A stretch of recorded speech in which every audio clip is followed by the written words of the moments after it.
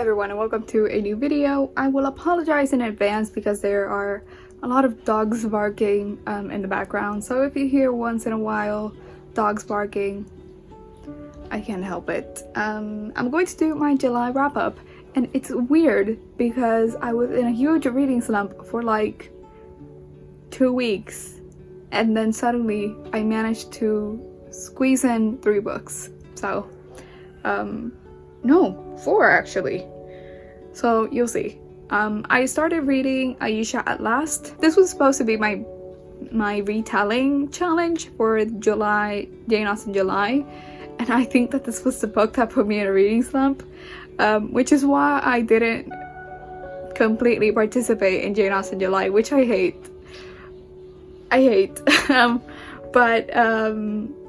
Yeah, this book is basically a retelling of Pride and Prejudice, and it follows basically kind of Pride and Prejudice but with Muslim characters.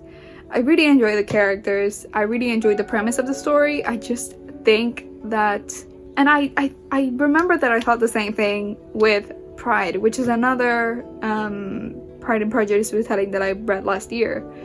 The concept of Pride and Prejudice doesn't work on a modern day setting because one of the biggest things that Pride and Prejudice depends upon is miscommunication. And although you can in some way do a similar plot, I felt throughout this entire novel that the entire thing would have been resolved had the characters just picked up the phone and called and said, hey, you know what? I meant this, or I meant the other thing, and just clarified things. Instead, the original Pride and Prejudice, it's a bit more harder because characters couldn't communicate that instantly, so misunderstandings were prolonged a little bit more, and I think that that's what made Pride and Prejudice what it is. But yeah, again, really enjoyed the characters. I found the plot to be at times just infuriating because it didn't make sense to me, and I remember that, again, I felt the same way with other Pride and Prejudice retellings. So I'm gonna stop reading Pride and Prejudice retellings because I feel like they don't work. But yeah, I finished A Storm of Swords by George R.R. Martin. Of course, I did not start this in July. I started this in April, and then my time ran out on the audiobook, and then it went back online this month. So I figured that I would finish it, and I did. And I think this book is the best of the series so far. A lot of build-up pays off in this book, and there's a lot of death and a lot of huge things occurring, and yeah, it was wonderful. It's, again, my favorite book of the series so far. If you don't know what Game of Thrones is, I'm not gonna try and explain it because it's so complicated, but again, wonderful series. I think that the audiobook itself just adds so much more to the experience, not only because of the voices, but it's just, there's something. The narrator just does an amazing job, and he made this book hilarious. I think that Game of Thrones does not get enough credit for being a hilarious book, but it is. It's especially Sandor Clegane, the Hound. He's a hilarious character, if not the most hilarious character in this entire series. So yeah, wonderful book, really enjoyed it. Then I read Somos Corrigado de Verano del 2019. This is a book in Spanish about the protest that led to the resignation of our governor last year. So it basically chronicles the direct events happening before, or rather the 2 years that the governor was in power, and 3 years? Yeah, 2.5 years, I guess you could say. That and the direct things that led to his resignation. Then the other third of the book follows more historic things, which is the portion of the book that I enjoyed the most because I really like 20th century Puerto Rican history.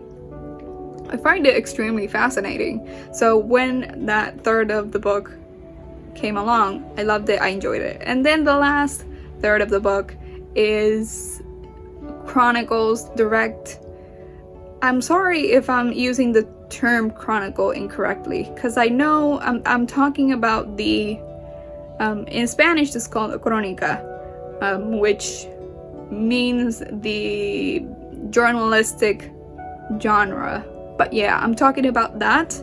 So you can see all of these are articles, and that last half of the book really kind of goes into detail about the protests themselves and how the governor resigned. The thing that didn't make me enjoy this book to its fullest is, first of all, I am studying journalism. I consume a lot of news daily. I consume articles, newspapers, and it's something that is almost second nature to me at this point. This book the first half of it felt a little bit like homework, and it felt very repetitive because most of the things that are talked about in this book I know pretty well, so it felt very repetitive. And also I do want to say that this book is written by 3 authors, and each third is written by a different author. So the first third, I understood what the author was trying to do, but at the end it kind of felt repetitive. And yeah, I guess that's the only thing that I can say. Again, I think that is because of me. I think that if someone else were to come into this book and read it, they would find it a lot more fascinating because they don't know particularly the events that led up to the resignation. But yeah, I think that I will enjoy this book much more maybe 2-3 years from now when the events aren't as fresh in my mind. But I do recommend it, and I do think this is a good piece of work, especially the second half, the second third, which is more historical. I found that fascinating and I learned a lot. So, and it was that second half, that second third was written by a historian. So it's a lot better. Then I read The Street by Ann Petrie. It's weird because I just filmed another video that will go after this one, and I talked a lot more in detail about that book in that video. But basically this book is about this woman named Ludi Johnson, who after leaving her husband, she moves to 116th Street in Harlem, and basically she moves into this small apartment with her son. And it's basically telling the story of how she's trying to survive and how she's trying to strive for a better life for her and her son. And I think I mentioned in that video, I'll be much more brief here because I feel like I talked very well about the book in that later video that will go next week. But I think that this exemplifies systemic racism so well, because it talks about this sort of myth, or you get to see, I guess, the myth that if you work hard enough, you can do anything. And you see Ludi Johnson working extremely hard to be able to save, and how she's not able to do so because the game is basically rigged against her and the system is rigged against her. And you see how at the beginning, when she is kind of first starting with this, she's kind of a bit hopeful, and she's like, hey, if I work hard enough, I know that I will get out of the street. And it's also amazing how the street is a metaphor for that struggle of trying to move forward and not being able to do so.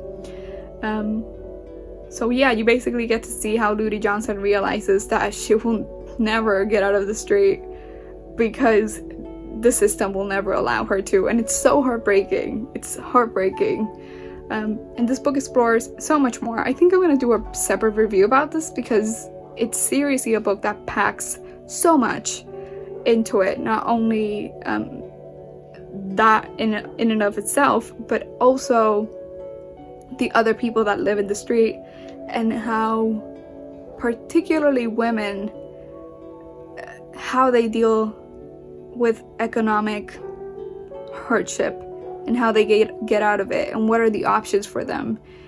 yeah, it's a heartbreaking book, but I really do recommend it, and I think I'm gonna do a review about it because I have a lot to say about this book and a lot to analyze and to unpack and to, yeah, talk about. So yeah, then, because I was so depressed because of this, I read Undercover Bromance, and man, this book was just what I needed.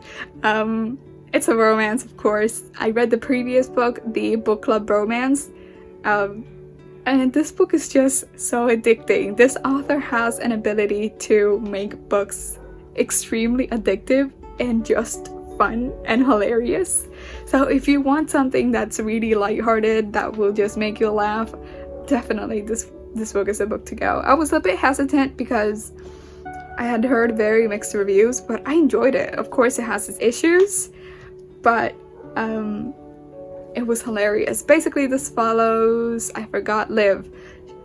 We basically get to see the sister of the protagonist of the first book, and we follow her and Mac. And for those of you who don't know, Mac is a founder, I guess, of a book club where this group of men read romance books for fun and to kind of analyze and to see what women want. And yeah, that premise sounds a bit sketchy, but I promise it's fun and it's and it's hilarious.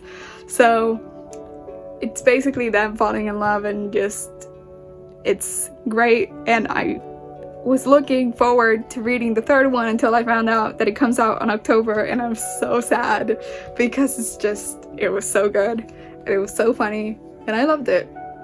You can clearly see it on my face that I loved it. Yeah, thank you guys for watching, and let me know if you've read any of these books, and I will see you guys with the next video.